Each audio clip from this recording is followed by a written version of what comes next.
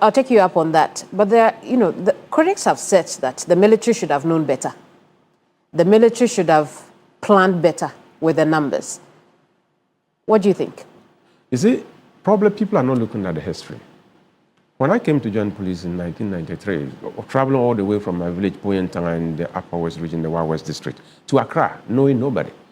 I got here, slept at the police training school, and as early as 3 a.m. we were there, and the place was packed. It's always been packed. Mass recruitment has been our practice. And nobody, with all the numbers that we had, it was centralized. Everything was happening in Accra for the whole Ghana. Nobody got injured. We went through all the processes, and some of us were lucky. But the numbers are not the same. Yes. The number I'm talking to you about now is more than what we had at Elwak today. But the truth of the matter is that... You had more than 40,000 people then? No, what we had at Elwak was not 40,000. Was not 40,000. No, but you're talking about across the country. No, across the country. Oh, that was huge. That was huge. Even back then? Back then, that was huge. But the truth of the matter is that if you say the military should have known better, you see, crowd behavior is changing over the years. Under normal circumstances, a stadium filled with human beings, over 40,000, you can go and watch a football match and go home. If there is no stampede, nobody is having a problem. But when you have crowd that is so anxious, very desperate for a job, and people are thinking that the best you can do to get into the queue and probably be the first to be attended to, you have the opportunity. And that is actually wrong. You see, you've gotten through the process, the computer says you are qualified, and they've invited you for screening. As long as you are holding the summary sheet that says you are qualified, it doesn't matter. The military can take a week. No, so which year was this? That was 1992. 1992? Yes. But that was at the beginning of the Fourth Republic. At the beginning of the Fourth Republic. And more than 3 decades on, if the process has not varied so much, it's not a sign of progress, is it? I'm just coming to that point. So when we're talking about the crowd itself is not a problem.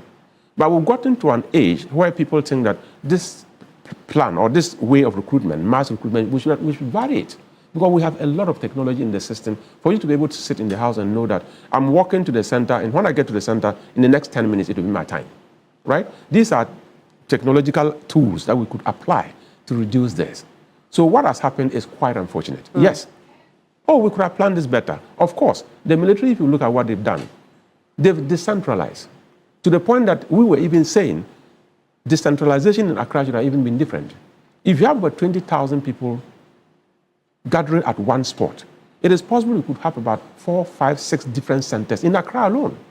So that you probably will not have more than 3,000 or 4,000 at a particular center. That could be the issue. But, you know, the soldiers have done this over the years without any problem. Normally, when you do something over and over again without experiencing any difficulty, you take it for granted. This has opened our eyes for us to realize that the crowd of 1990, crowd of 1992... But you see, that's the problem, that 6 young women didn't have to die for us to be abreast with time. Our failure to plan as a country is what let those young women down, correct? You see, we are talking about a national picture, and the national picture will reflect on agencies. It is a national issue. Do we plan well? Do we? If we plan well, we will not be investing heavily in free SHS and leave the base to rot. Because it's the base that is the quality when we talk about development. It is building that base that will give you an opportunity to develop, to become a very responsible citizen, that you can contribute to your country. The primary schools are rotten.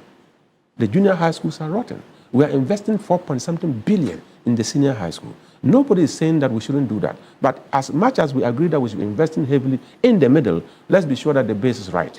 So planning is something that, as a country, we have a challenge. That when we have a 40-year development plan, somebody comes and says, I will not use that. I develop my own thing. We have Vision 2020. Where did it end? It ended nowhere. So as a country, we should come back, all of us, not just the armed forces.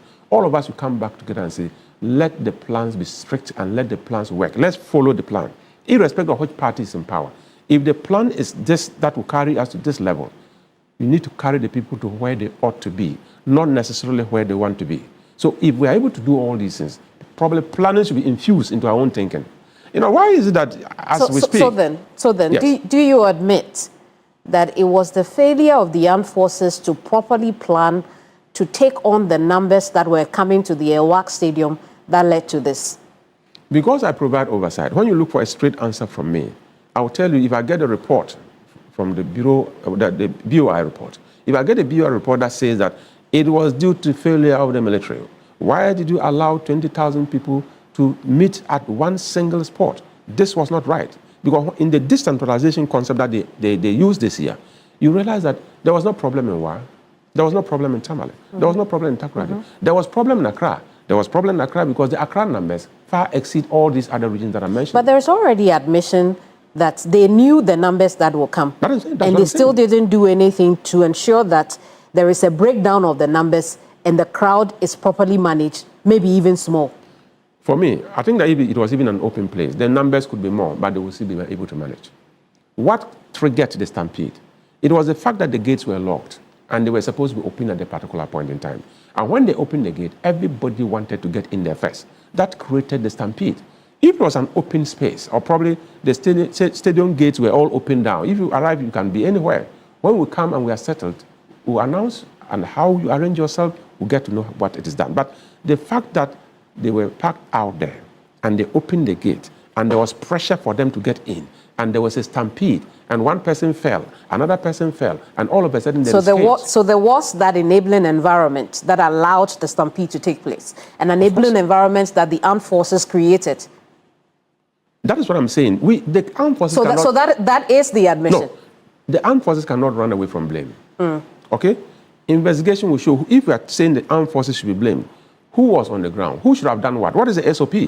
What is the SOP for that day? The standard operating procedure that is supposed to guide that exercise. What was it for that day? Did somebody violate it? Did somebody become indisciplined about it? Whatever it is, we are Ghanaians.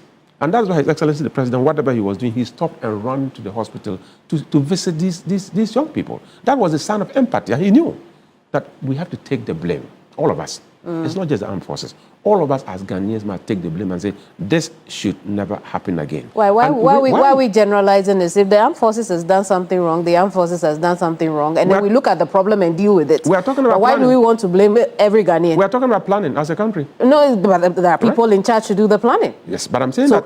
So if they drop the ball, then they should be dealt with. It shouldn't be generalized and then the problem now becomes trivialized because then we are not tackling the cause of the problem. Anytime the military directs BOI, it tells you they believe something has happened and they want to investigate it. So the direction of the bureau, the BOI itself tells you that the military says, no, this has happened. We need to investigate it. Something has happened. And they are taking responsibility for it. And they are investigating it to come out to say, yes, this is what has happened.